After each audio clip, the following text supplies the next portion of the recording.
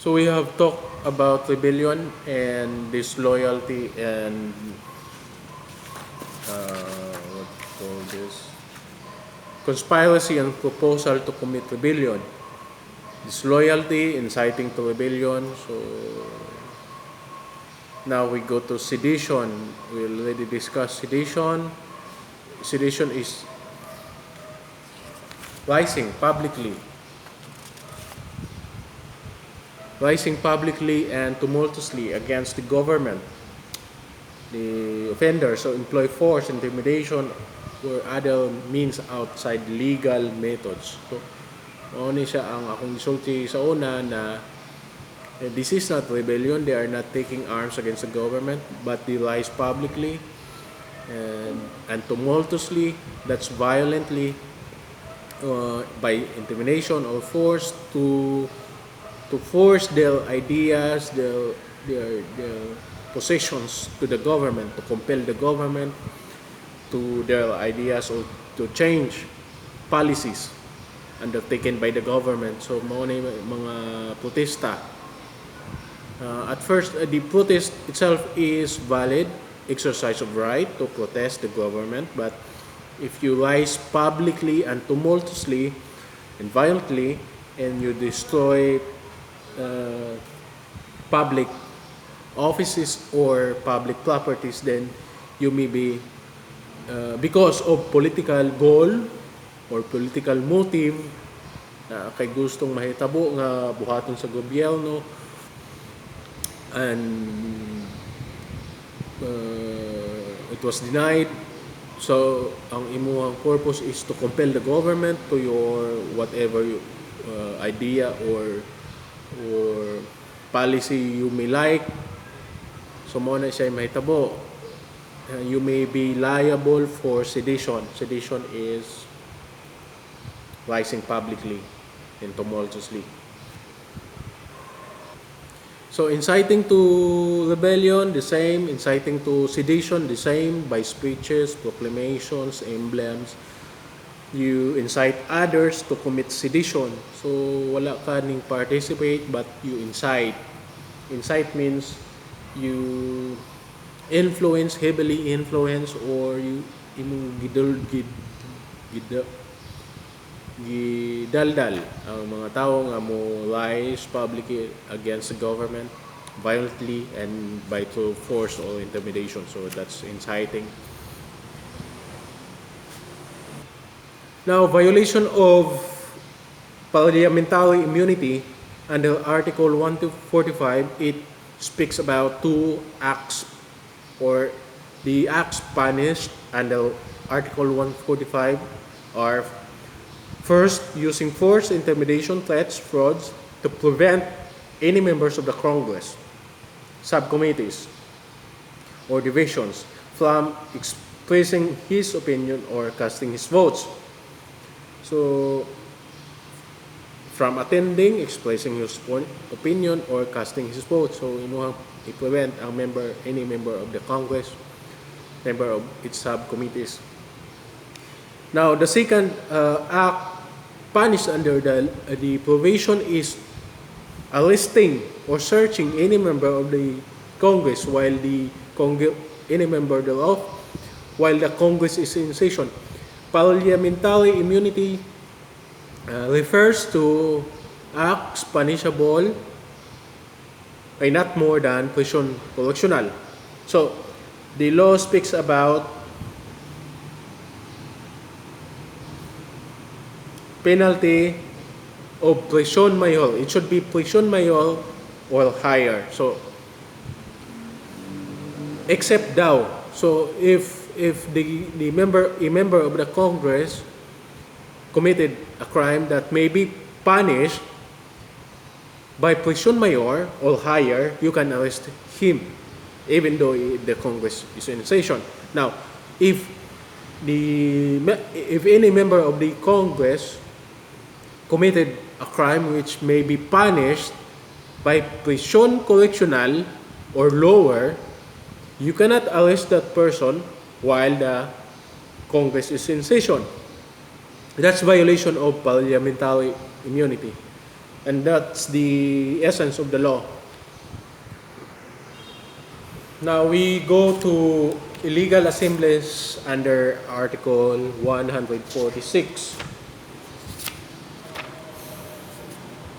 Illegal assemblies and association, Chapter 3 of the title. Illegal assemblies. Illegal assemblies under Article 146 refers to any meeting attended by the first act punishable under the law on illegal assemblies. First is any meeting attended by armed persons for the purpose of committing any crimes punishable under the code. So, meeting in itself is not punishable by law, of course. Could have peaceful meeting or you have violent meeting or whatever meeting you have.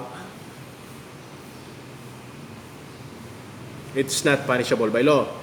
What is punished by law is a meeting attended by armed persons, and the purpose of the meeting is to commit any crime punishable under this code. So, it may also refer to felonies or offenses punishable by special law, of course. Now, illegal assemblies simple states that there is a meeting. The first act is there is a meeting, and the meeting is attended by armed persons, and the purpose of the meeting is to commit any crimes under the law. The second act punished by Article 146 is any meeting in which the audience, whether armed or not, is incited to commit treason, rebellion, insurrection, sedition, or a direct assault. So, any meeting, whether peaceful at first, whether attended by the armed persons or not, there is any meeting, bisag unsa nga meeting, and then the audience is incited to commit na haylo, na daldal, to commit treason, rebellion, or insurrection, sedition, or direct assault upon person in authority. So, mao nay gist sa second act punished under 146. Any meeting, the audience of which is incited. So, at least na leader na audience. So, that's the gist of the law. To punish anyone who will incite treason, rebellion, or insurrection, sedition, or direct assault upon person of authority. Now, these crimes, the rebellion, the treason, the insurrection, rebellion, insurrection, sedition, these crimes, the security of the state is at risk. So, the state has the right to protect itself, because if this rebellion or insurrection or the treasonous persons prevail, the existence of the state is at risk, or the existence of the state will cease to exist. So that's why these crimes are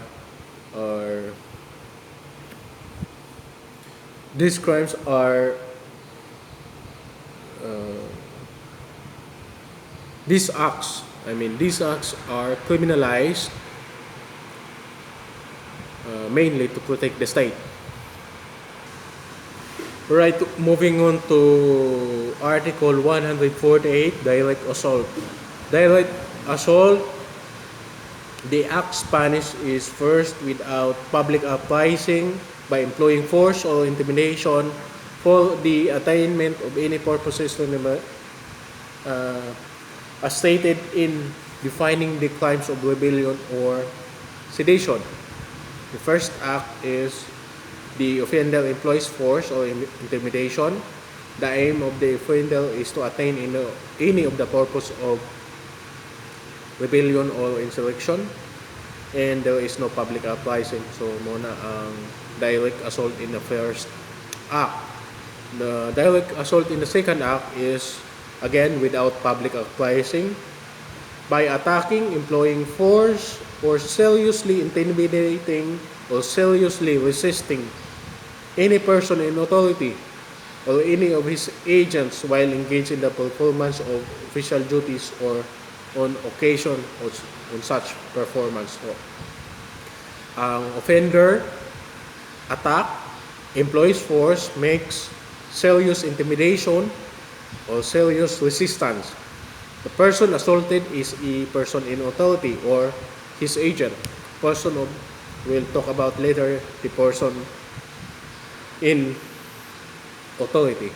At the time of the assault, the person in authority or his agent is engaged in actual performance of his official duties and or in the occasion or the assault was violation of past performance of official duties. So, say for example, a judge was attacked because of his previous judgment.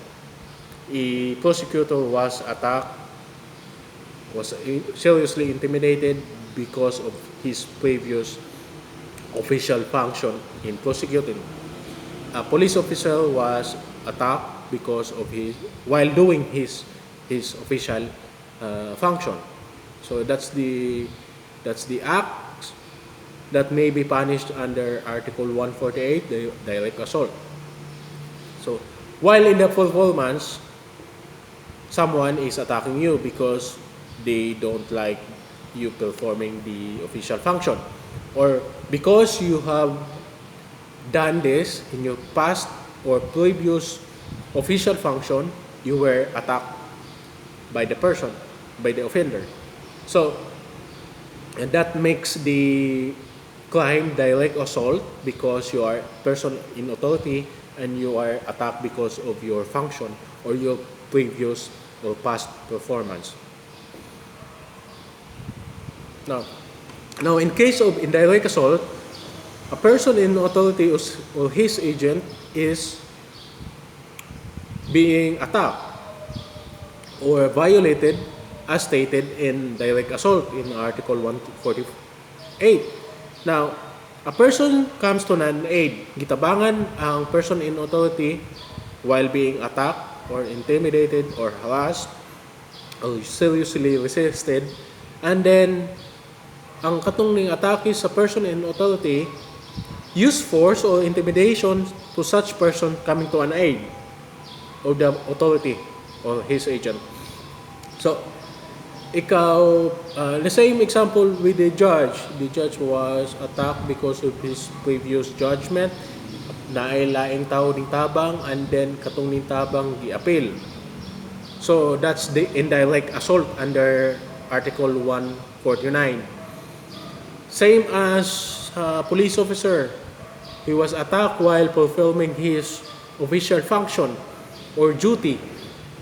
Now, naay ning tabang niya with a civilian or yes, it should be civilian because if another yes, civilian with a civilian or a public officer.